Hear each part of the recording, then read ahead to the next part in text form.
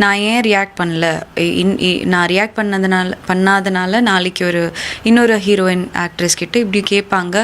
என்னால் முடிஞ்சது நான் பண்ணியிருக்கலாம். அந்த ஒரு வருத்தத்தில் தான் இருந்தேன். பாடி ஷேவிங் இன்றைக்கி மட்டும் இல்லை, ரொம்ப வருஷமாகவே இருக்குது, நாளைக்குமே இருக்க போகுது. பட் அட்லீஸ்ட் இந்த மாதிரி சொல்லும்போது டாலரேட் பண்ணாமல், இப்போ நான் அன்கம்ஃபர்டபுளாக இருந்தேன், நான் அதை சொன்னேன். ஃபஸ்ட் டைம் என்னால் ரியாக்ட் பண்ணல.